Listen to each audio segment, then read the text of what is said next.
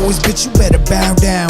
Crowd just wanna hear the show, start the countdown. Don't be messing around, we ain't chasing no clout. Better shut your ass up before we put your ass down. Might get lumped up, taking verbal bumps, chump. We don't ever bite tongues, always keeping it a buck. Dan, Joe, and Will, they gon' change the game. Bump Boys podcast, it'll melt your brain. Y'all don't wanna see the flame, so don't spark the match. We like rookie Kurt Angle, make your ankle snap. Three amigos like Eddie, but don't lie, you steal. Only cheat when we gotta, but to win we will. Mike skills like Dusty, but go hard like Brock. I'm a stunner like Austin, dropping elbows like Mach. Y'all don't wanna see the finish, cause it's us on top. 1, 2, 3, get the V and get a warrior pop. Yo! What's up, guys? Joe from the Bump Boys here. As you can see, we do not have Will here. Someone did some craziness at his apartment complex. But I do have Dan and our special guest, Barry Kane. How are you doing, guys? I'm doing okay. How are you doing today, Barry? Fantastic, man. As always, it's late. I'm enjoying life. That's it, really. So if you guys don't know who Barry is, he is the creator of NonStop Wrestling. Is it NonStop Wrestling Podcast or NonStop Wrestling?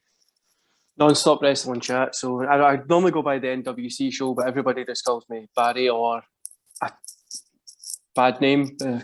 It depends. I don't know if you guys like swearing. People normally call me a lot of bad names depending on my take on wrestling. No, you're fine. You're okay to swear. Oh yeah, okay you can let it rip. That's fine. That's what I like to hear. But they call me bad names and stuff. But call me whatever you want, Barry, NWC, whatever you want. I'm going to answer you anyway, so don't worry. Okay. Perfect. So, I'm gonna jump right in. Let's talk about, I know something you like to ask people their first question. So I would like to, try that out to you. How did you get into wrestling, or what made you, start getting into the wrestling scene as a kid? A hard question. Is just I saw it one time just walking by a TV, and I just stood and watched it. I must have been like 4 or 5, and ever since then I've just loved it. But then obviously as a kid, it was whatever your mum put in the TV or your dad, or just depending what they were watching. And then it was a little bit later, like 98, 97, 98, when I was at primary school, and then I started getting into more magazines and stuff were more accessible here in the UK. WCW started getting more hotter, but that Attitude Era was what got me into it, and it was just the fun characters and stuff like that as well. Just wrestling, pretty much anything you're watching it's just fun, and I've just been bought by this bug of wrestling ever since. Yeah, the thing about wrestling is I feel like it captures anyone. Like if you're looking for comedy, it has comedy. If you're looking for, some drama storylines, they had it. If you're looking for some hard-hitting things, after work, you hate your boss or whatever, you have Stone Cold Stunning Vince and stuff like that. Like it had everything, and not only on WWE, but I also had WCW. Sci-fi, yep, sci-fi, like Undertaker, like crazy shit. Yeah, like, everything. It's literally, it's always the David and Goliath storyline, isn't it? Like the good guy against the bad guy. Like the way everybody, it's an action movie every week you get to watch. And as a kid, back in the 97, 98, 99, I was about 6, 7, 8. I was buying that up. I got a quick question before we start. What would you say to fans who actually say that, oh yeah, it's fake? Oh, why do you watch that? That's fake. Yeah, well, I used to do professional wrestling. I broke my neck doing it, so I'd say it's a give and take. We watch TV, we watch movies, listen to music. Music isn't really somebody hitting drums. It's not somebody telling, putting emotion into like a story. That's just the way humans are. But I broke my neck doing it, so I would say that it's no as fake as you think. Exactly.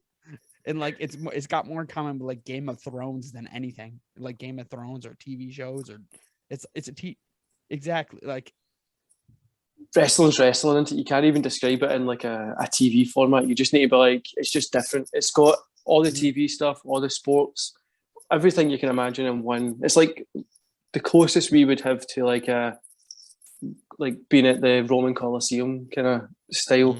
Like that show kind of obviously got the UFC there, but like that kind of show style of it. I agree.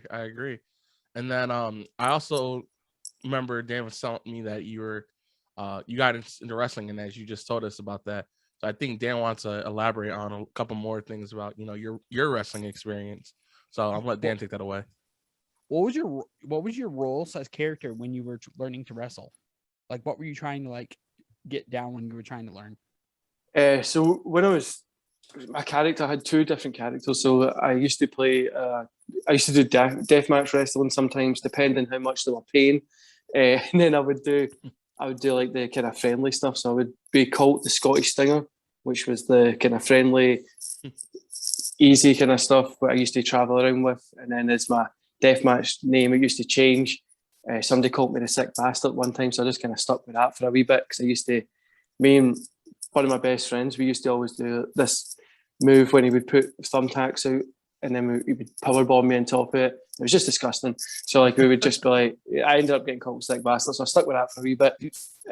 But character-wise was just kind of just having, I don't know, change where you work. Like if obviously, like being in Europe's differently. You need to go to different countries, they act differently to different people. So like Scottish people get treated differently in England and France and Germany. You get treated differently everywhere you go. So you need to play with your character a little bit more, which is why it's cool when you see somebody like Drew McIntyre coming up just now, because they've been across the whole of Europe and know the differences between different countries and can get people to buy in here. But my kind of character wise was just whatever was on the night, whatever the person was paying for it. Okay, so what would you think was the craziest thing you like ever take as a deathmatch wrestler? The craziest. Try to think. I went through a glass panel one time, which was pretty. But it's no as sore as it looks, but it looks really good. Like, fuck, that's pretty bad. But I went through that. But that's probably about it. I didn't really go into like the crazy like fucking CZW shit and that. I was like, no, I'm not going in. I'm not hitting that shit. I need to go to school in the morning because I was young when I was doing it. So we used to go through like just like glass panels or thumbtacks and stuff like that, which was fun. Okay, so like, we'll ask more questions about that in a little while when we play a little game of Would You Rather. That's fine. I don't really talk about my time in wrestling. I don't know why. I just when I used to wrestle, when I broke my neck, and then I just kind of it's just packaged away. I don't know why I don't talk about it as much on my channel. I just kind of leave it to the side. Okay, I got another one. What is your suggestion to anyone getting into the wrestling scene? Go to a good wrestling school. Don't, because my wrestling school when I first started was in an industrial estate, which I don't know if you guys have it. It's just like warehouses. Yes, It's like no like a huge warehouse, like a garage, like a wee totsy place, and they just opened up this garage door and you went in and you wrestled. There was a ring, a toilet. There was no doors or anything like that. Just like everything was in the open, and that's where you trained. Go to a real wrestling school. So in Scotland, there's ICW have their wrestling school here, which is in this big fancy area, which looks really cool. But go to a real one and look into it, because there's no point in going to learn to wrestle from somebody that's terrible at wrestling. Go learn from people that are good at it. What are some expectations people should have?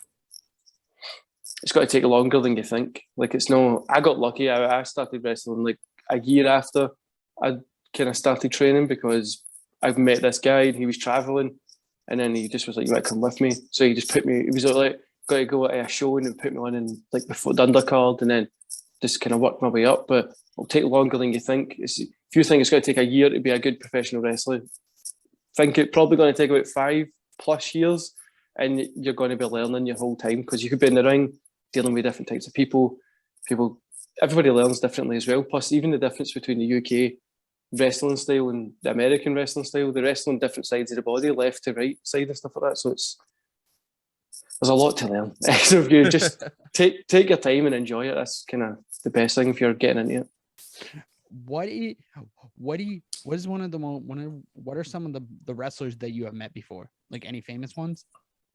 Like I've met them at like fan signings when I was younger as well, but just from doing wrestling, I met Billy Gunn once. It was pretty cool. Rob Van Dam was cool as well. I've got a few of them on my Facebook.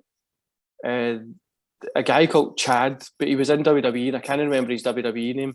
But like nobody likes him because he's like an insane like Christian person. People didn't like him because I think it was like Donald Trump or some shit that he was sharing around. So nobody liked him, but I met him a lot. He was called Gunner. That was it. I think that was his TNA name. Is that his TNA or WWE? I don't know, but it was one of them. That was his TNA name. Isn't he with he did a bit with what's his name? Or what's her name? Mickey James, right? Huge guy, big beard. Yeah. And that was Jackson Riker. I think that was. I honestly, man, I didn't really pay attention to his WWE run, but he's a really cool guy. If you reach out to him, he's cool to talk to. But I spoke to him a few times. I've got a ton on my Facebook, like I've met, but I don't. You don't really. You're not sitting in the back with fangirl in there or something. You try to play it cool and stuff. Yeah, I know. I know. It'd be cool to interview like people like that. That'd be awesome.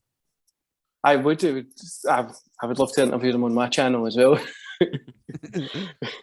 So, when I was watching your videos, I think I came across one part where, I think you were stating, was it cell phones and stuff like that when we're watching wrestling shows, it kind of take away the experience from you. My question to that is, because I think we all agree about that. What's your opinion on, wrestling fans using their phones more during the show rather than actually participating and being a part of, that show? Man, put your phone away. I don't take my phone anywhere. Like if I'm going to a concert, whatever, I might take a quick video I might take a quick video, but I don't genuinely. I normally I'll take a picture beforehand. Well, my missus, she'll take a picture of me beforehand, and we'll either get a selfie or something. I put my phone away. It's in my pocket for the rest of the night. Enjoy the experience. We're all here living life, and we're just going through the same motions. Enjoy it. Feel the emotion of the show. If you're watching it through your phone, which is, I know most people are going to be watching YouTube through their phone, but if you're at a live event and you're meant to be buying into that live event, put your phone away. Like it was the pay-per-view with Charlotte Flair and Ronda Rousey. Went out of the crowd and they're all standing with their phone. It ruins your immersion of watching it as well in the house, because you're like, these people are just watching. They just watch this in the WWE network. Why are you paying for a ticket if you're just going to sit and watch it through your phone? I don't get it. I never do it. I just don't get it. I think it ruins the idea. Plus, if you're at a show, it means that you can free up your hands and get 2 beers in each hand. It does. It's like, why would you spend? That'd be like the people in like the front row, like sitting there on their phones watching it. Man, what's even more annoying is like, so you see somebody with their phone and they've got their head down, and you're watching it on TV, and you're like, why are you even there if you're just like tweeting about this? Put the phone away. They're trying to see themselves just so they can like wave, just so they can like see themselves. I don't get it. I don't see the point in it. You see yourself after it. It must be an American thing. No, man, I think it's everywhere in the world. Everybody does it, isn't it? Like, everybody's addicted to their cell phone, which I don't spend much time on it. I was talking with someone about this during a dinner one time, and they were like, I noticed you don't take a lot of photos and you don't do a lot of video and stuff like that. And I was like, well, I feel like you should enjoy these moments. I don't need a picture to remember these moments. If I don't remember it, a picture may trigger some things where I might remember it. But at that point, if I don't remember it, it's long gone. It wasn't memorable. So every time I'm like, we'll go traveling, across, the East Coast and stuff like that. I have a whole year. I'll take one picture, maybe one picture. And it won't be something like memorable. It'd be like, oh, this sign looks kind of funny. Let me take a picture of this sign. Ha ha ha. And the next thing you know, I don't even like look back at it. So my friends are always going to concerts, not like paying attention to it. I'm like, what's the point of like going and not enjoying that experience? I feel like, it's the vibe. Like if we want to watch, the concert through a phone or something like that, they're already recording it in the back. There's no point of us to be recording it unless, people are trying to like pop off, go viral and stuff like that. So that's just something I never really understood. And I feel like, people forget that the crowd is probably a bigger impact than the actual wrestlers can be at times. I always feel like, the crowd is like 70% and then the wrestling is at 30%. We react to what they do. And I feel like ever since cell phones gotten real popular, it's taken away that wrestling feel and that wrestling those moments that, from the 90s and 2000s that we always like yearn for as we're older and stuff like that. Totally agree, man. I think I invested in an Instax camera just so that I can take that Polaroid kind of style, like just have it there and you can put it away. And don't take that many. I think I get like 20-ish a year, like for my kids and stuff like that. But even I think this year so far, apart from my channel, I've got like 2 pictures, and those are ones that were sent to me. Like I don't get it. Like if you're going to be there, you're going to go to the show. You're sitting in the audience. Well, it's a concert or wrestling or whatever it is. It's like going to the cinema and taking your phone out. It's annoying. Don't take it out. Just put it away. Enjoy what you're watching. Which wrestling has lost a little bit into it. Like fans, like you said, fans are going there and just they're not taking part. Like, just watching it through their phone, which I can sit in my jammies and watch it in the house on WWE Network instead of from paying 60 to 100 a ticket and go and watch it through my phone. That's just an expensive screen thing. Are you gonna go to that Clash of thing? Are you gonna try? I have no idea, man. It depends how much the tickets are, and I think in the UK they're probably going to charge a wee bit extra because it's like just coming back. And I've got an issue with WWE just now. The story's kind of shite, isn't it, going into this as well? What are you going to do over summer to kind of get people in? But I'm hoping I'll get to go, just depending on how much tickets are. If they're too expensive, I'm not going to waste my money to go see. There's like, we're in probably a 10-mile radius from my house where about 12 independent wrestling shows that'll probably put on like good wrestling that people don't really go watch, that I would go support better than going to go see WWE. But I hope I get tickets because it'll be cool. I think everybody does wrestling reviews, like wrestling reviews in the UK. Everybody who does it's trying to go, so it'll be a good meet up point as well. Yeah, that'd be cool, like to meet up with like all the like different guys on the scene, like the What Culture guys and all them. I think Chats Jonesy, the Wrestle Things, Mex, G on wrestling, all that kind of stuff. They'll all go, so it'll be fun to catch up with all those guys as well. But I don't know. It just depends how much tickets are. If they're going to be like absurd, like £150 per ticket, I'm like, nah, get all right. I'm not going. No wasting my money on that. yeah. Because Wales is a train ticket from where I live in Scotland to Wales could be like £100 plus, just depending. So I'm like, so you're gonna be spending like 150 on the ticket and 150 just to get there, and you got to think. So it honestly just depends the time, like the cost of it. I'm not going to be spending too much to go see WWE, especially with how dire storytelling for them is just now. So,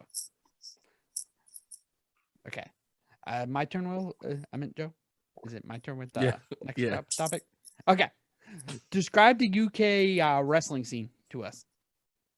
It's crazy, man. There's pretty much a new independent promotion opening up every other day. It's awesome. Insane. There's tons of independent wrestling. It was the NXT UK kind of took all the main guys from the independent scene. So then there was like a whole like the Me Too thing for UK wrestling was pretty big because there was a lot of weird people in the UK wrestling scene, which I think a lot of people can like say as well. But it's really, really good. I think it's really getting healthy. There's a ton of good wrestling shows, and like from what I says from my house, literally I can see it from my house. There's a show that's in a little kind of community place that puts on a good show, and then ICW always are like 5 minutes from my house, so that's not even. And ICW always put on a good show. I don't really like the promotion, but they always put on a good show. Awesome. It sounds like fun. What kind of matches do you like? It really depends. Like, I'm not a person that would sit and say that this is my favourite type of match, but something competitive gets you into it, buy into the story. Just like I don't just like one type of style. I like everything. I just love wrestling. So honestly, so you sit me down, it'd be like put on a wrestling match, and I'm like, I don't like these two wrestlers. I come away from it being like, it was not that bad. I still like it. Like I just love wrestling. I watch anything. Like I love everything from wrestling. Is Jordan Reed still your favorite indie wrestler? I don't think so. It's changed a little bit. Indie wrestlers are pretty hard in it. Like, it can change from. I'm trying to think who would be my favourite now, because there's so many good, and in the UK especially, there's so many good independent wrestlers. There's a guy called Dylan Hendry, which is in Glasgow. He's injured just now, but he's really, really good. He's got like that William Regal kind of style to him. He's fantastic, but there's a ton. I know if he listens to this, he'll get a pop that I mentioned him, but there's a ton of great wrestlers, especially in the Scottish wrestling scene. You can like Ian Skinner as well. There's another guy, I forgot his name, but he does like this Margaret Thatcher gimmick, which is in Glasgow, especially in Scotland. It's obviously a very polarising kind of. A lot of people don't like the Union Jack. We want to leave the UK, all that kind of stuff. So like he does this Margaret Thatcher gimmick, comes out with the Union Jack, all that kind of stuff. So he's a bad guy, but he plays it so good. Like, it's so funny to see him come out and just piss people off just for having like this Margaret Thatcher book and stuff like that. I've totally forgot his name, but he's a fantastic heel on the UK scene as well. You'll see him on ICW if you've got a WWE Network, or whatever you guys call it, Peacock, whatever it is. If you see him on there, and he's really good. It's very terrible. It's very whatever terrible. you guys call it. We've still got the old WWE Honestly, Network. I still wish we had the old one. We can't pause yet. I feel like I feel. Well, we can do it now. We can pause and rewind. Well, when it switched to Peacock at first, it was terrible, and the best part was, or the worst part was, WWE Network was starting to like become its own. Like, it was fixing all the issues that we were having. As soon as they fixed everything, they switched it over to Peacock, and it was terrible. And they start off with WrestleMania, and it was just like, how can I like pause WrestleMania? I got to take a piss or whatever. Next thing you know, you're like, I'll just go real quick. It's a quick women's match. Next thing you know, that match speed by, and you're like, I just missed like the whole entrance. I missed the whole title introduction and stuff like that. I missed so much, and it was terrible. Yeah, feeling like a kid. Feel like a kid running back from the toilet with like your snacks and stuff like that, grabbing like crisps and stuff on the way back just to get back and see it. But I know the WWE Network's still everywhere else in the world but America, so that's you guys must have annoyed WWE for some reason. Yeah, a little bit. That was kind of annoying. Yeah. It's like one of those things. It's like I usually pay for the AEW ones. So like I usually pay for the AEW pay-per-views, and I either like give him and Will the links to like watch it, or we have a website we use. We have don't know if you guys get it on PlayStation, like the PlayStation Store. We get AEW on that as well, and then we've got Fight TV. I normally just get it on PlayStation Store because it's like £25, which is like what for you guys, like $30 or something. I don't know. Wait, do we get on PlayStation Store, Danny? I don't think that's how it works here. I don't think it does, but that sounds like fire. Like if that was on the PlayStation, oh my god, it'd be so easy and so convenient. It's like, see, when the minute it finishes, so like when it finishes, it's uploaded. So I just, because obviously it's on like 1 a.m. or something, so I just wake up the next morning and pay for it and watch it in the morning, then review it, because I'm not staying up to 1 a.m. when it's a. I've got better things to do than sit and watching the AEW at like 1 a.m. So I'll just stay. Okay, let's get up in the morning. So now we're gonna me and Joe are gonna describe like the US, like going to like US shows. Like I know Joe's gone to a couple WWE shows. I've gone to WWE and AEW. Like I've been to like 3 AEW since like October. Every time like they're in our area.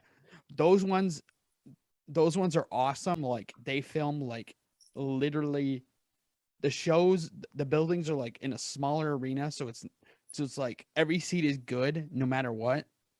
Mm-hmm. So it's not like one of those like a big arena like WWE uses. So like you get that feel of, it gives you that indie feel. Like you probably noticed that on the TV watching it. So like they film the Darks, they film Dynamite, they film Rampage, that same day. It's long, but it's like a quick like transition over.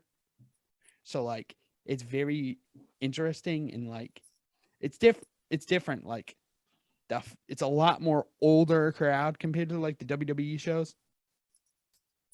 So like you can tell it's an older crowd, can't you? Can tell definitely.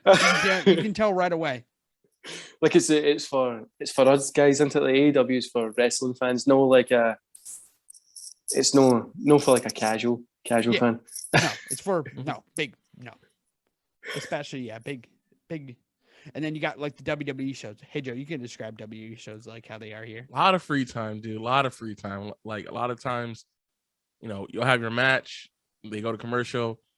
They kill all the lights, and next thing you know, you're like, they'll just show like commercials, and you're like, wow, I'm really watching commercials at a it's WWE different. event. Like what? Why? Like why? And it'll be It's like different. 15-20 minutes too, and it's forever. Dude, and then it's different because at AEW during commercial breaks, either the match keeps either like if it's between like segments, Justin Roberts will interact with the crowd, or like the ref will interact with the crowd. Like we had a ref do an arm wrestle or rock paper shoe with a person attending the show. Did rock paper shoe with them, or like an arm wrestle. Like they brought him in and arm wrestled. So like they just have fun like during it. So like they don't show the ads. It's just them having fun. Or like before the show goes on, Tony comes out and does his little hype man where he goes all crazy, where he yells and does all his. You know how Tony kind of is. He's always yelling. Like we say, he's always on coke. Aye, that's what I was just about to say. It does sound like he's. Well, you see him, you're like, that guy's clearly on cocaine or something. Like he must be. And the amount of money that he's got, you wouldn't blame him. Like it's, you're like, if that's what you want to do. Yeah. I mean, his dad's a billionaire, so go for it. If that's what you want to do. Dude, he's living WWE 2K life. He's literally playing universe mode in real life.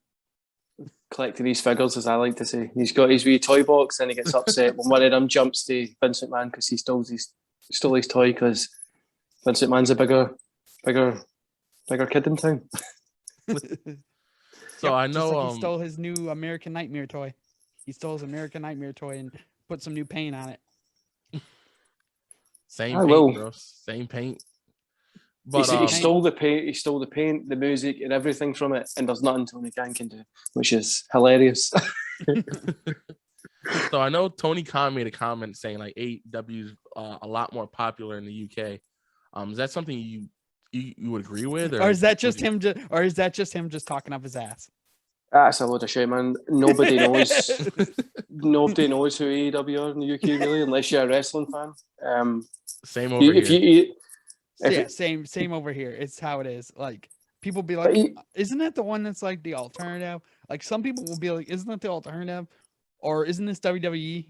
Like people know what WWE is because of The Rock, Stone Cold, Hulk Hogan. Everyone knows because of the big names. The big names that have come. John Cena. Everyone knows who Cena is.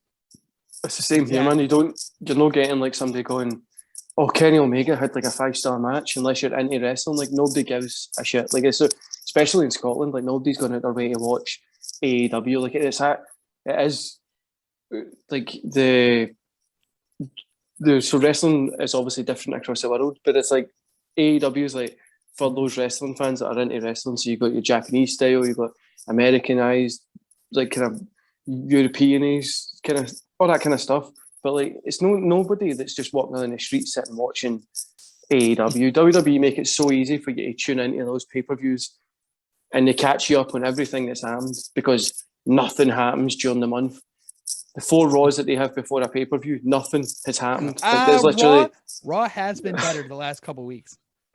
I wouldn't agree with you there, man. I'd say it's still the same shit. Just they've tried to make it a little bit better, but it's like 3 hours. You don't catch YouTube clips. That's what I always say on my shows. If you're going to watch Raw, just watch it on YouTube. Watch the clips. You get the gist of it. That's it. There's no need to sit through 3 hours of that hell, because I used to do it every day when I done my daily reviews, and it's hell. So I was like, don't watch it. But nobody's watching AEW here. I don't know where Tony Khan pulled that from. Plus, if he's like, it's the demographics at that time in the morning, who's up at that time in the morning in the UK unless you're coming back from a night out, or you're still up from a night out and you're sitting drinking and the TV's on in the background and that's it. Like I have no idea who's sitting watching at that time. Yeah, maybe because he was talking big because WWE has that UK show and he's probably just like WWE's on BT Sport, which is like a premium service on a premium service. So you need to have like cable TV, which I think you guys call it, and then you need to pay extra for it as well. So on top of paying that's So it's crazy. on the package. I'm sure it's on BT Sport. I don't watch it on TV. I normally I have somebody that lives in YouTube America. clips. And I have somebody that lives in America who just records it and sends me it. So I just watch it when they send me it, because I don't sit and I'm not sitting up till 1 a.m. watching.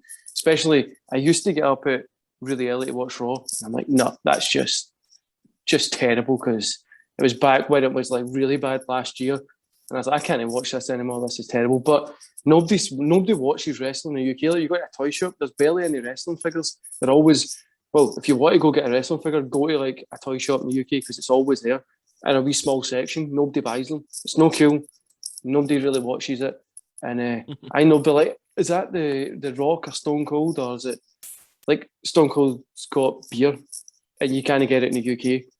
So there's some importers that do get it like every now and again. They charge like, I think it's like £10 a can, which is like $15 or something like that, which is insane. But yeah, because I just spent 15 for 4 of them. It's because we can't get it here, so the importing costs and that kind of stuff. Yep. But people know who Stone Cold is. If CM Punk was to release a beer, nobody knows who that is. Like nobody, like nobody's sitting checking out AEW. And I know that there's a guy called GG on Wrestling. I don't know if you watch him, but he loves AEW and he's from the UK. Nobody's watching AEW, and he'd agree with me as well that wrestling fans will watch it. WWE as well. Wrestling fans in the UK will watch it, but no, just a normal. Like, my kids don't watch WWE. They watch like old Nitros and stuff like that when I'm watching them, but they don't care for modern wrestling, and that's the style of it. It's probably the same everywhere in the world. Like, they make it that we've got 1 million people watching, and it's like the same 1 million people every week. Is they that good watching it? So going back into talking about the old wrestling days, as you were talking about, I was browsing some of your content and I saw you had your Taker video, top 10 Taker matches.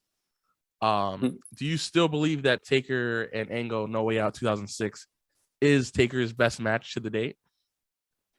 Yeah, right. So it's one of the best matches in WWE. It's fantastic. The both of them were done. Just went out there and just put on a great match. Like, I watched it.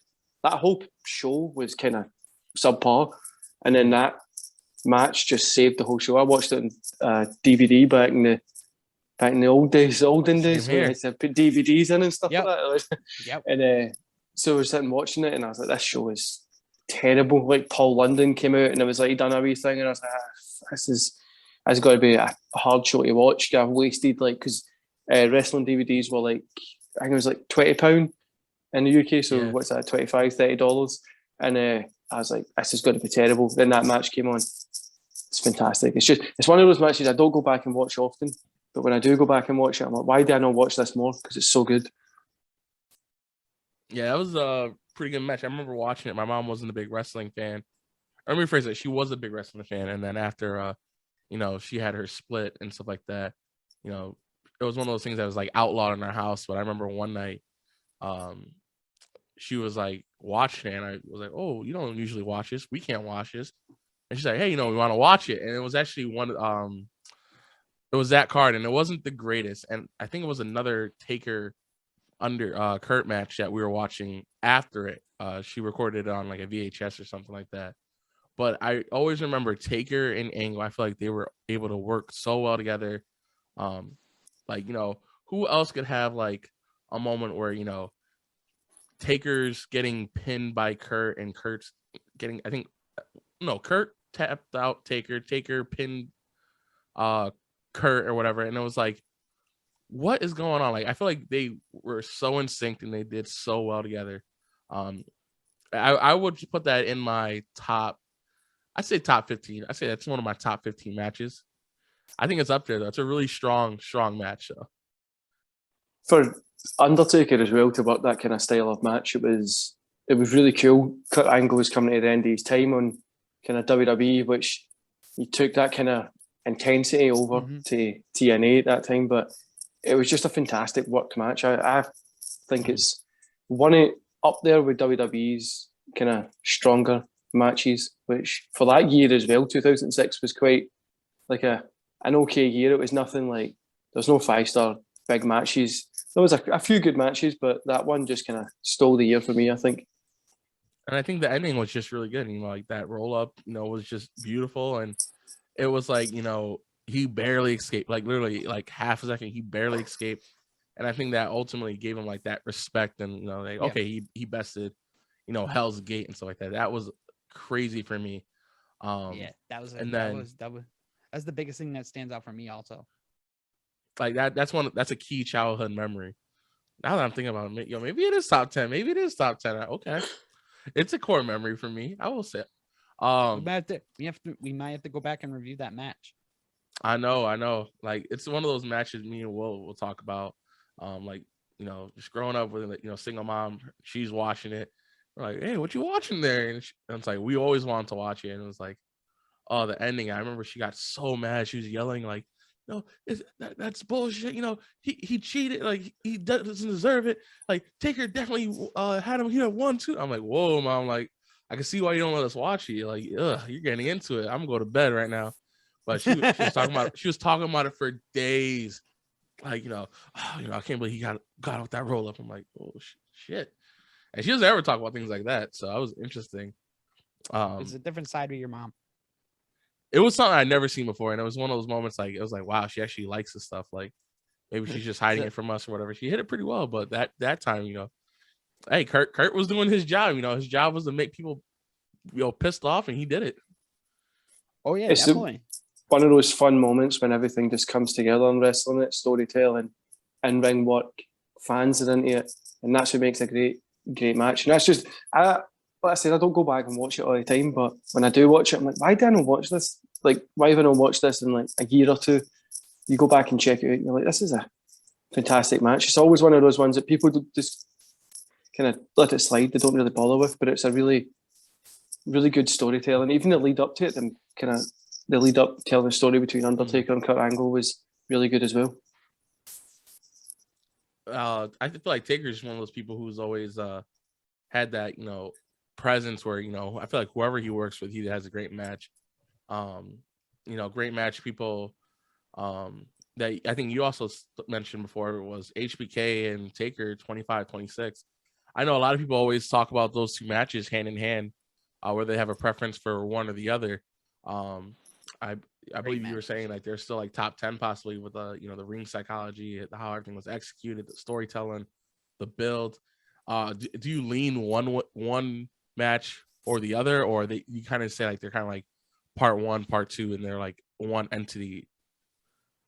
It's a whole story from it, isn't it? Like, I hate when people pick like, is it this match or that match? Like, just enjoy the whole thing, because they had the Royal Rumble thing, then when at the end and they were in the kind of ring, and then it's always this who's gonna like, and it's a story from the 90s, like it's gonna continuously growed from the 90s, which is, and those two always are fantastic in the ring together. Like the Hell in a Cell match they had, the kind of the brawl they had in your house is something that always flashes back to me. And I must have been like, when that happened, I think I was like 5 or something, so it just stuck in my brain somewhere. But the WrestleMania matches, I don't pick one or the other. It's part one, part two, and you just enjoy it. That's what I think. That's what we all agree. It's like part one was HBK challenging it, realizing that maybe he wasn't up for the task, and then 26 was him, all out. This is what it is. I have something to prove and stuff like that. So it was just great storytelling from WWE at that point. And like you said, the Royal Rumble, the Elimination Chamber match they had, where he cost him the title and stuff like that. I think overall that was some amazing booking that we haven't seen in a while. So that was one of the things I remember watching on your channel. I was like, we talk about part A, part B. Some people say 25, some people say 26. But the fact that you said part A, part B, I love that right there. It's all part of the same story, isn't it? There's no point in trying to, like, it's like watching a movie. And what did you enjoy better in the movie, the start or the end? Like, it's the same story. You need to watch the whole thing to get it. Which is, if you're going to watch the matches, watch them in order as well, because it makes sense. They continue telling the story the year after, which is what I love about kind of Taker and Shawn in the ring. Into they're really good with each other. Same as Undertaker cut, or pretty much anybody Undertaker goes in with. Pretty much anybody, know everybody. He tells a good story. Okay, so we usually do this. We did this with our usually special guests. Okay, so we always do like the Mount Rushmore. Like you got to pick like it's like a big monument. You probably know what it is. Aye. Just want to make sure. Yeah, I forgot it's an American thing. I was like, oh snap. Yeah, I just want to make sure. So And the like, rest of the world doesn't really care about the Mount Rushmore thing, but I know what it is. Nor do we. yeah. So like we have like the Mount Rushmore of wrestling. So like, so if you had to pick 5 people to put on your Mount Rushmore, what would it be? 5 wrestlers. Bret Hart, Undertaker, Rick Rude, Sting, and 5. Let me see. Try to think of a 5th one. I think I've done my top 10 wrestlers on my channel before, and I've totally forgot. Let's see. Who did I say? Bret Hart, Rick Rude, Sting. I forgot who I said. Bret Hart, Rick Rude, Sting, Undertaker, and Stone Cold. You know what? I'll throw Stone Cold up there. You're made me feel pressured here. I'll throw the name up.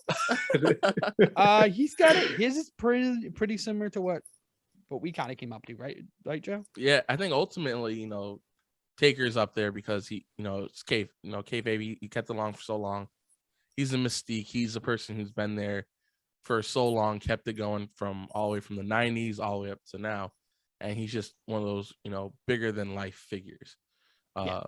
So I think everyone we talk to, he's almost an instant person there. Stone Cold, I think he's always on that list usually. Just he's like people sometimes say that his career wasn't long enough. But I take in his WCW stuff in that as well, like he's the Hollywood Blondes, the storytelling from that, even the Ringmaster stuff. You take it all in, and then where he came to, it's just insane. Like coming from like the Ringmaster to the Stone Cold that we know that's a good turnaround, taking a character and turning a frown upside down. That's what that is. Helped with ECW, with his promos and stuff like that. But ultimately, I think he was one who got wrestling onto that main map in the 90s, which ended up, taking off. So a lot of people end up putting him there. Bret Hart, great technical wrestler. I never grew up really invested in Bret Hart. I always knew he was really good. But I always had I was always more of an Owen fan growing up. I always thought like Owen was, I just liked his story, how Bret's, he's up there and he's like producing the same quality of matches as Bret, like, and trying to slowly make his way back up. I always loved Owen and stuff like that. But Bret Hart is also another person who we constantly see. You said Rick Rude, correct? Yep. That's an interesting one. We haven't heard that one before.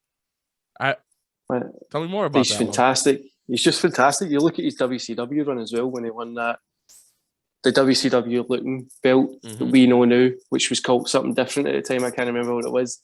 You just have like his matches against Sting.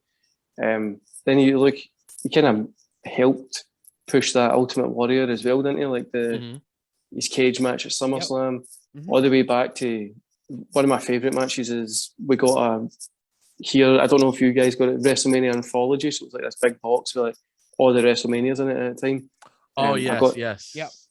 I got that when I was younger, and it was one of the first. I just picked a random WrestleMania, and one of the first matches I watched was Rick Rude versus Jake the Snake, and I was like, "This is fantastic!" And ever since then, I don't know, he's got that look, didn't he? Like, he's chiseled 6-pack, and he's just like, he's so easy to hate, which is, I love a good heel, which is like an actual, you want to hate him heel, like no like WWE style heel new when it's like to sell merchandise heel, but you want to hate this guy. But he's so good in the ring as well, and it's unfortunate. Obviously, his in-ring career wasn't as long as what it could have been because obviously his injury. But he's just a fantastic wrestler. I would WWE Network or Peacock, whatever, go back and watch WCW period when he done it because that's his best in-ring work, and nobody really goes back and watches that when he was in WCW. But he's fantastic, and as well, he was on Raw and Nitro same night. He was in DX and the NWO. He's there he's there my whole kind of childhood. He was always kind of there, and his tights always like kill the shit with the spray paint and stuff on it, which I know. Yeah. So he is a professional wrestler. Is if you want to look at somebody to try and be, is like him. And every person he goes in the ring with, I think the match I was watching today was him against Steamboat, and it was just wonderful to watch. And him against Ric Flair and that kind of stuff. It's just like so easy to watch and so enjoyable. Another interesting one he had on the list was Sting. Yeah. So safe to say, growing up, you were more WCW than WWE. And my house was, I only really got to watch WCW. So, and when I was growing up, you didn't really get cable TV. So it was too expensive when I grew up. WCW was on Channel 5, which is like a free channel in the UK. Yep. You can just watch it whenever. That's where I got my wrestling fix. And then we got cable. Didn't stay up to watch wrestling again. It was on like too late at night for me as a 7, 8-year-old. So I would get it that little kind of an hour chunk on a Saturday morning, and that was it. Like, so you get your hour chunk, but then WCW always had full matches that you got to watch as well. So always kind of swayed to there. Plus Sting is always going to be up there. Everything that he's done is fantastic. No, so much just now, but everything he'd done in the past was fantastic. Some of the stuff he's done now is not that bad. I would disagree. When he first came into AEW and you've got that 2 months of Sting's coming out to talk, you're like, come on. But I like him with Darby Allin. Darby Allin's a wrestler that I've really enjoyed for years, which I think he's fantastic. So I think that's cool. But is he one of like your current favorites? Would you say? I would say he's up there. I think he's got potential to be a great star, but obviously he's probably going to be the next Jeff Hardy, isn't he? Like, just kind of waiting. Like, the longer his career goes, he's going to be Jeff Hardy. I thought it was going to be Sting. Now that I think about it, it might actually be Jeff. I know. I don't think he's going to be like a Sting. Sting's obviously, Sting's so much taller than him. But Sting's like 6'2", 6'3", and it just Sting's got that world champion look. Darby Allin's got the crazy part of the show look, which is cool. But Sting will always be my favourite. Even his TNA stuff when he wrestled Kurt Angle as well is another fantastic match, which is just great. Him and against Abyss was always one of my favourite stuff. But you made me pick my top 5. That's quite hard. It changes. Like, I'll probably leave this and be like, I should have put Raven in there. I should have done this, should have done that. But I'm sticking with him. Sting has to be up there. It's insane. Generation. He's a guy that's lived through every like the top of these generations, reinventing himself. And he's been the top of it as well. Like he kind of TNA. The reason I watched TNA, which wasn't on UK TV, well, no freely access TV, or like wasn't advertised for you to watch unless you're a wrestling fan, was DVDs in a DVD shop in the UK. And it was Sting was on it. And I was like, I'm going to get it. It was like Lockdown 2006. So Sting was on the cover of it. Okay. Or 2005, whatever one it was. And I was like, you know what? That's a good show. I actually have that on my bookcase right now. I got that and I was like, I need to go get more TNA DVDs. And I went down the next day and picked up some more. Obviously, one's with Sting in it, because on that show, I think you've got Sabu versus Samoa Joe as well. And I was like, who's this Samoa Joe? And then I got into that. You know what we should have had him do? You know what we should have him do? Rank his promotions that he likes. And that's a tough one. And there's so much product nowadays. Like, we'll be here all day. Yeah. Like, there's so much product, and it's so. If it's all time, it's just a 3. ECW is my top, because that was my. I could tell. You're crazy. My fun when I was younger. Like, I loved it when they first came back. Like, when they done the One Night Stand, that was kind of the first time that I really got to see ECW, because it was before when I was watching obviously like the blood and guts stuff, and I was like, this is just fantastic. I went back and watched it, fell in love with Sabu, Sandman, Rob Van Dam, all these guys, just fantastic. And then I would probably say it was WCW, WWF at the same time. But if you talk about today's promotions, there's not that many really good matches, but promotion wise, we're kind of thin on the ground on good promotions to be like, this is going to be a fantastic show. Which, as you look at my channel, you can see that I'm on about today's wrestling more than anything. It's no the most enjoyable thing to watch. And I mean, the writers of today's wrestling have the WWE Network. Just go back and watch what the stories were before. You can see good storytelling. That is true. So a game we like to play with our guests, like wrap it up, is a would you rather. And he should have an interesting take on this because he actually has experience as a wrestler. So it's gonna be interesting. It's gonna be interesting. So I have a couple ones I think that you that might be up your alley. We'll go with some basic ones though. First one is, would you rather have be a world champion for WWE, or would you rather have a finisher that never gets kicked out of? World champion for WWE, that money. You'd be set for life, wouldn't you? I need to go for that. That's always the end goal. You went millions, you're just happy with that. Yeah, it's a good one. I used to say kick out, but you're set for life once you're a world champion. You can always put that on your resume. Champion of the world. Anybody can kick out of your finisher. Somebody else can use your finisher and kick out of it.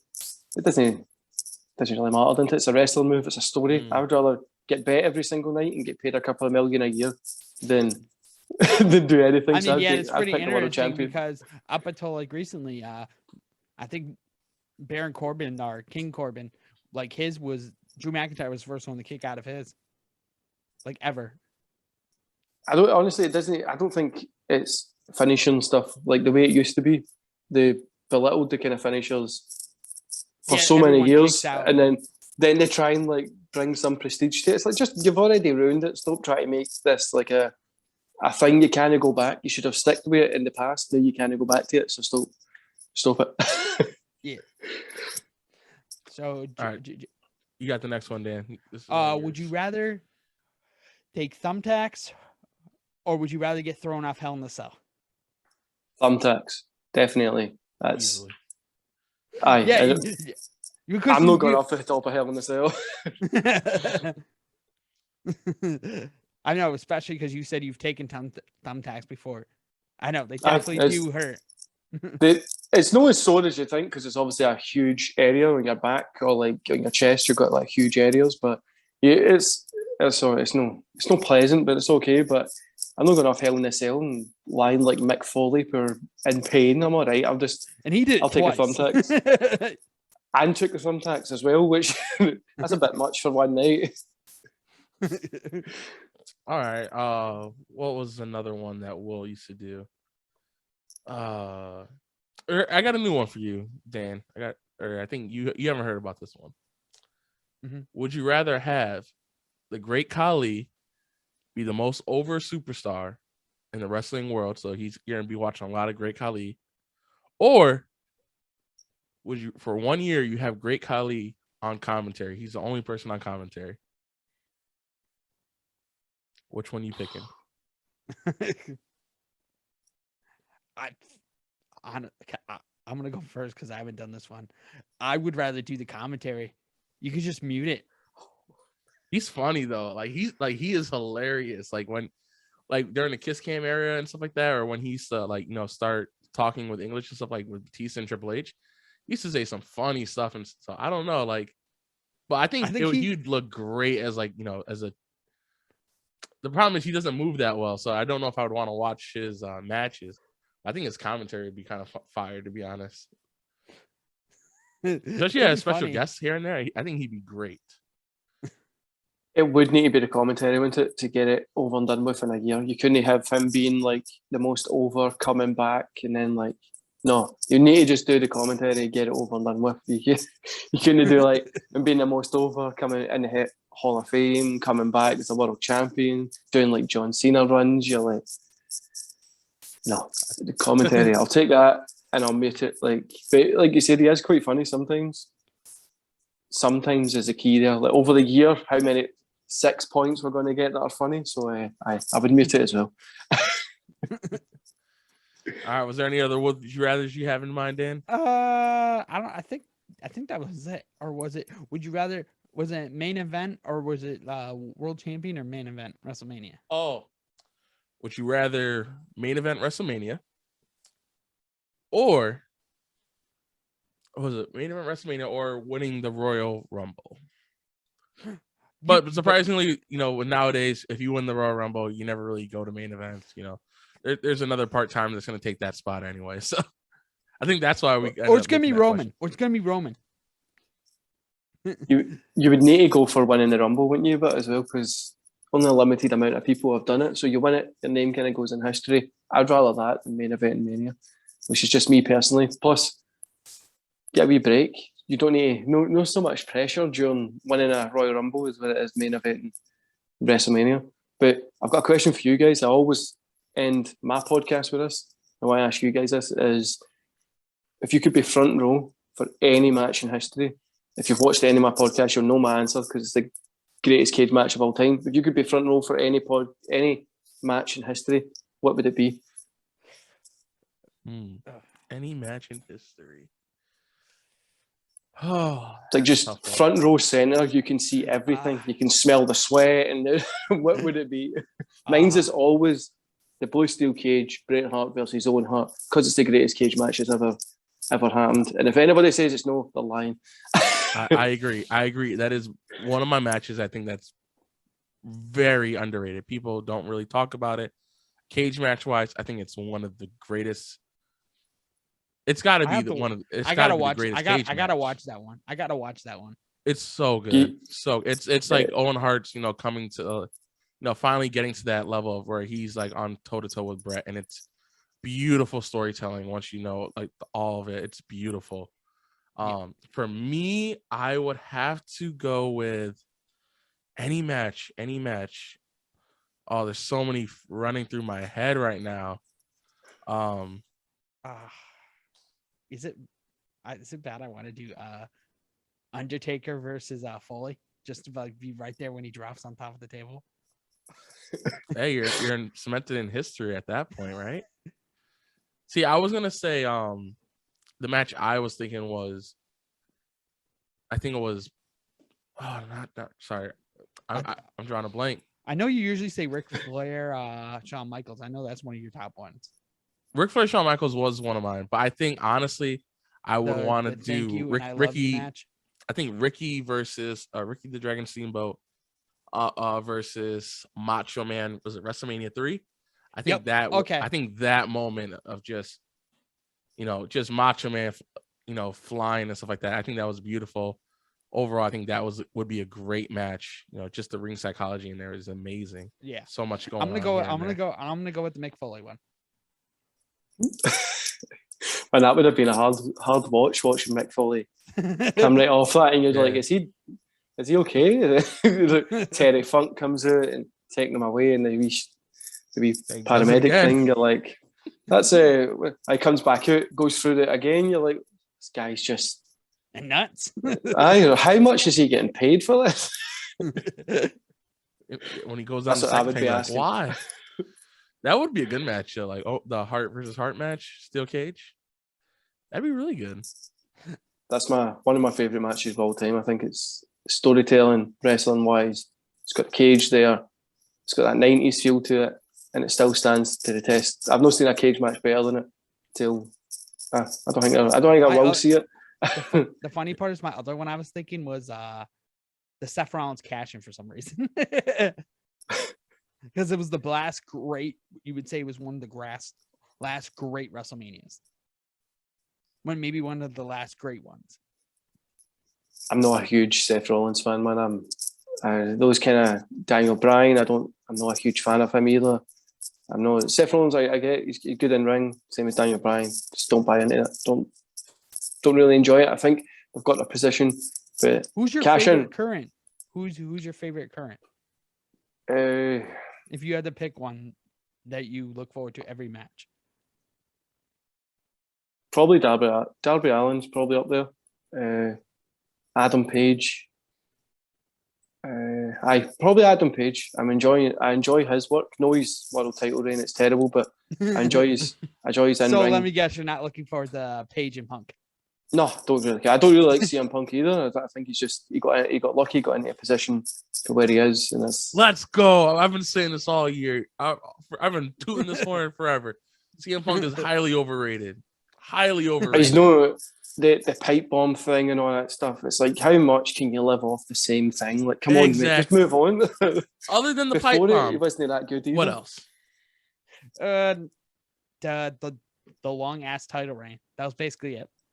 That And wasn't that was that like, good either. If he didn't have The the long- pipe bomb, would he be relevant? No, I don't think he would. You know, he's like a farmer, yeah, bro. and He's him milking taking the it. title and leaving. Yeah, you're kind of right. You're kind of right. He's He's not, been honestly, milking the same cow for so many years.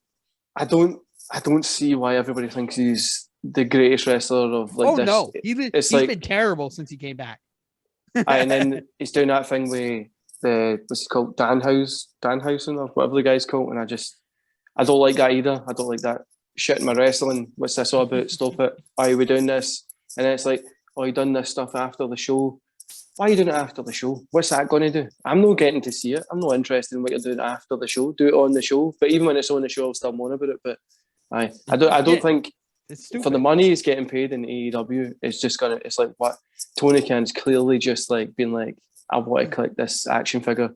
It's And, gonna be. I think it's gonna be interesting to see if he has to give his action figure the title as like a nostalgia moment. it's good. I don't want to see him get the title. I've at all. been saying this for a while. He's gonna get it, but then MJF is gonna beat him at All Out in Chicago. Same as MGF. I don't really see him being like world champion material yet. Like I feel, see if you give like that AEW belt to him, it's going to belittle it a little bit. He giving it to Adam Page even drops it down a wee bit, especially how they've booked Adam Page. It's just kind of like, So you would have switched it to Adam Cole then, or you would have kept it on Kenny? I'd have kept it on Kenny Omega if he was obviously fit to kind of do it.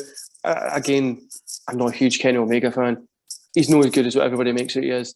But I think if you kept it on him, it would have made sense. Just keep that big heel run going until they got like a John Moxley back, drop it to him. And in the meantime, build up Adam Page, build up MJF more to be like, these guys are like teetering to that point, they're getting it. And then you get that big pop for it. It was just awkward. And the Adam Page run has been, he's had good matches. We're not denying that. Oh, it's like he doesn't every need the match he has belt to have that match. It's like every match he has to bleed. It's like every match he has to bleed. If he doesn't have that belt, it doesn't matter. Like the belt doesn't, like they're like Roman Reigns, right? Which one rare compliment for WWE. They've booked him fantastically, well above anybody else because nobody can believably take it off him. But like it's all about he is the main champion. He's the big guy.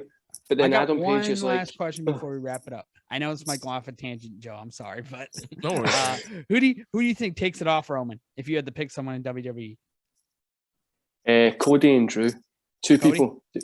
Cody and Drew, two people. Cody Rhodes, Drew McIntyre. Drew McIntyre takes whoever's on each brand. The two belts need to be separated because WWE don't have enough main event talent to have a kind of undisputed champion like they used to back in the day when you had Taker, Austin, Rock, Jericho, Rob Van Dam, Chris Benoit. You have all these guys like you could do matches with. There's not that many, so you need to have those two belts. But I think Cody Rhodes gets it, and they could do a triple threat. Do it first fall gets this belt, second fall gets this belt, and tell a story. But I do something like that, separate it because I think Not that a champions, putting the man. two. Not a champions. 2 belts. He retains the Universal, but loses WWE. That's the only logical way I can see him slowly getting rid of it. Oh yeah, especially you could build something with Cody, especially with that wrestling has, the royal family thing. Like wrestling has more than one family. That kind of makes sense. The IO family, the Rose family. I don't know if they've ever crossed paths, but it's just something. I think they'd having the Usos turn on or something like that. Or best way would be if they're going to do this Rock Roman match, bring the Rock in. It costs Roman the belt, and then it sets up for a story. Simple story. You cost me my belt. I'm going to fight you. That's it. There you go. Yeah, But WWE, that's the best way to do it. WWE's not going to do that. We all know it'll be some weird like story in here that doesn't make sense that kind of gets booked 2 weeks before, and it's like the Rock's back. Yeah, because I've heard that too with like Cody or Drew or even like a Breaker, but that's a totally different subject. I Braun Breaker shouldn't be talking about World Championship picture just yet. Like, they should just, whatever happened to the underdog story, like bringing somebody, they've got NXT there, you can literally have like, somebody have a match, you get sent to the bottom of NXT, and they win the belt there, they build their way back up, they get the US title, they lose it, they get knocked down, get the IC title, they lose it, they get knocked down, they keep building and building, do it for a whole year, and then they get the big belt, they win the Rumble, get the big belt, and Mania, underdog story. You never really get it, and when WWE does it, they do it in like, what, 4 weeks? Yeah. But you know, I'll wrap it up here. You know, it's been great having you on the show. It's been, you know, nice, fresh. Our first UK guest, which we really do enjoy having you over here. It's different. It's refreshing. great to see. It's great to see that side, to see that side of the world, especially Across the I know pond, a lot man. of people, I think a lot of people forget, like, and this isn't being cheeky to Americans, but obviously wrestling's based in America, but like everybody forgets there's this whole other planet that like people have different views and opinions. Yeah. And that's how I don't like WWE, but they do good of getting everybody to tune in and watch it because they need to market to everybody else. But it's been fun being on the show, guys. I've enjoyed it. It's been different. I've not been on anybody else's show apart from SCW Steve for a long time. But it was really nice to have you on the show. You know, quick thing we like to do, that we got from, you know, of course, from a couple of people. You know, camera's yours. Is there anything you want to plug? Any projects you got coming up? Tell the people what you're doing and where they can find you. Just the NWC show or Twitter is Chats NonStop. Somebody else said NonStop Wrestling. So I go follow me, go subscribe, and I'm pretty much going to be moaning about wrestling. I've got my retro monthly kind of review, which I always enjoyed. It doesn't get good views, but I look back at 1997 month and a whole, which you should go check out. But I'm going to be shouting about wrestling. It's not that good just now. It's getting into the weeds of boringness. So I'll be shouting about that. And I'll be talking about how to make wrestling better. And hopefully someday WWE or AEW sorts across my videos and kind of does something with it. But go subscribe to me. My podcast might be coming back as well. But go subscribe and enjoy my channel. Hopefully, if you can understand me. Definitely check the description for all the stuff down there. All your stuff will be down there. And again, it's been great having you on the show, man. Nice. Thanks for having me, guys. Subscribe to you Nice guys as well while we're here. Thanks. But this has been the Bump Boys, and we're out. Peace. Must bid you adieu, a goodbye, mwah, and good night. Oh my God, it's so great. Bang!